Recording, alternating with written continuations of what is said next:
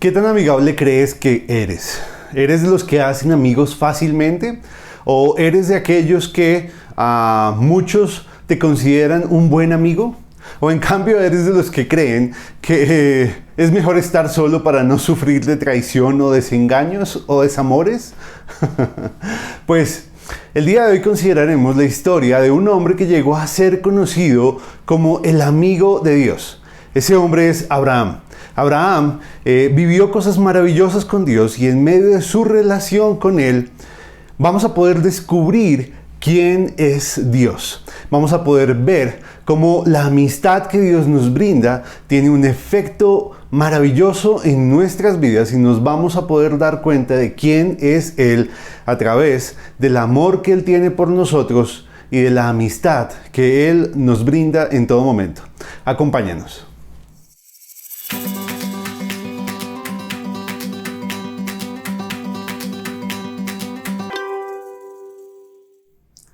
La historia que consideraremos hoy será un apartado de la vida de Abraham.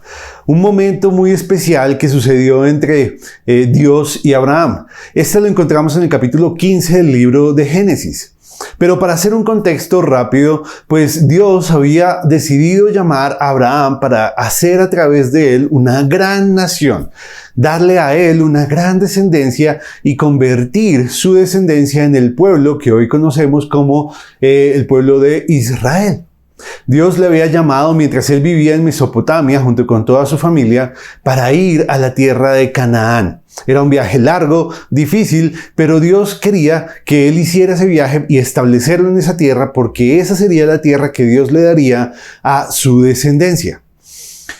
Esta historia es muy hermosa porque además de poner a prueba la fe de Abraham, pone a prueba también la fidelidad de Dios para con Abraham.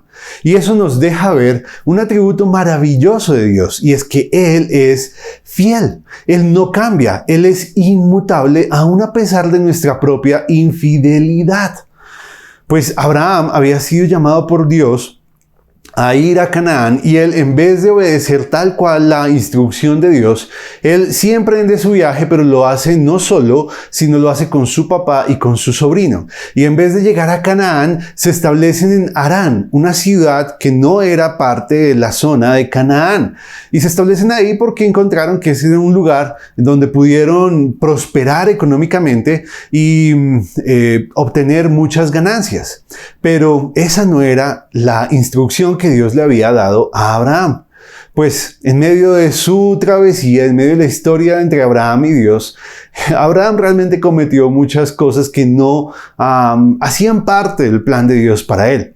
En ese momento, como ya lo dije, salió sin cumplir a la perfección la instrucción de Dios, pero más adelante también Abraham mentiría con respecto a su esposa Sara al decir que ella era su hermana, y por eso el faraón, el gran rey de Egipto, la tomaría y la tomaría para hacerla su esposa. Dios tuvo que intervenir a favor de Abraham y de Sara, y al final Dios pues permitió que no pasara nada con Sara, entre Sara y el faraón. Luego, más adelante, Abraham volvería a mentir con respecto a Sara, diciendo nuevamente que era su hermana y poniéndola nuevamente en el mismo peligro que le había puesto en Egipto. Y una vez más, Dios habría tenido que intervenir para liberar a Abraham y a Sara de ese problema en el que se habían metido. Luego, a Sara, ya un poco afanada y decepcionada porque sentía que Dios no había cumplido la promesa que les había hecho de darles descendencia, porque sí habían pasado muchos años después de esta promesa, le pide a Abraham que tenga un hijo, que le dé a ella un hijo a través de su sierva Agar. Abraham pues acepta esa solicitud de su esposa y tiene un hijo efectivamente con Agar. Ese hijo sería Ismael. Pero ese hijo no era la promesa de Dios. La promesa de Dios vendría a través de Sara. Y más adelante, efectivamente, Sara habría quedado embarazada y tendría a Isaac, el hijo de la promesa. Pero cuando él nació, Sara, en un momento de envidia y de ira con con Ismael y con Agar, le pediría a Abraham que echara de su casa a su hijo y a su sierva. Abraham aceptaría y los terminaría echando al desierto. Definitivamente hubo muchos momentos en la vida de Abraham en los que su fe no alcanzó el estándar que se necesitaba. Él obró, actuó con debilidad sin tener en cuenta la provisión, el cuidado y las promesas de Dios para con él. Y esto nos muestra que en muchas ocasiones, aun a pesar de nuestra infidelidad, Dios sigue siendo fiel. Dios cumple sus promesas y Dios va a seguir adelante con el plan que Él tiene en nuestra vida, aun a pesar de nosotros mismos. Hubo un momento muy especial antes del nacimiento de Isaac en el que Abraham también estaba dudando de la promesa de Dios.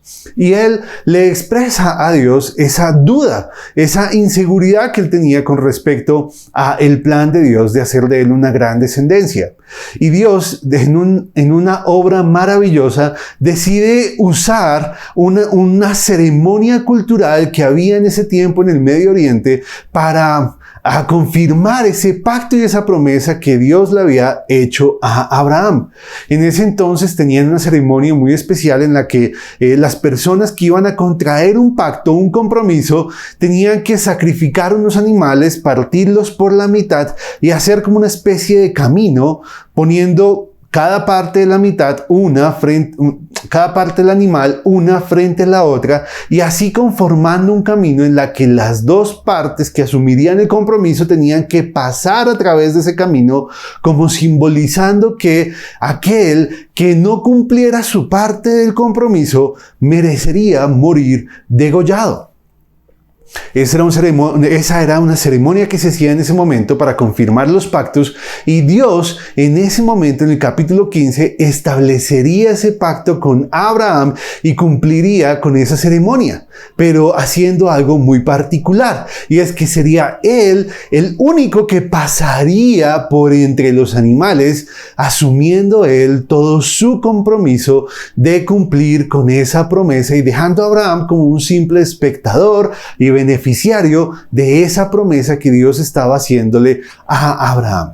Eso nos muestra que Dios se comprometió con Abraham y que decidiría cumplir a él el compromiso que había hecho de darle esa descendencia. Pues así sería. Más adelante el pueblo israelita crecería a través de la descendencia de Abraham y el plan de Dios se cumpliría. En nuestra vida sucede igual. Dios sigue siendo fiel, Dios sigue siendo inmutable, Dios no cambia, aun a pesar de nuestra propia infidelidad, de nuestro temor, de nuestra desconfianza en Él. Dios no cambia, Dios permanece fiel porque Él es fiel. Así que, hermanos, que eso nos dé la fuerza y el ánimo y la motivación que necesitamos para seguir creyendo en Él y seguir creyendo que Dios va a hacer en nuestra vida su plan de conformarnos a la imagen de su Hijo y de darnos todo aquello que Él nos ha prometido. Que Dios nos bendiga. Hasta luego.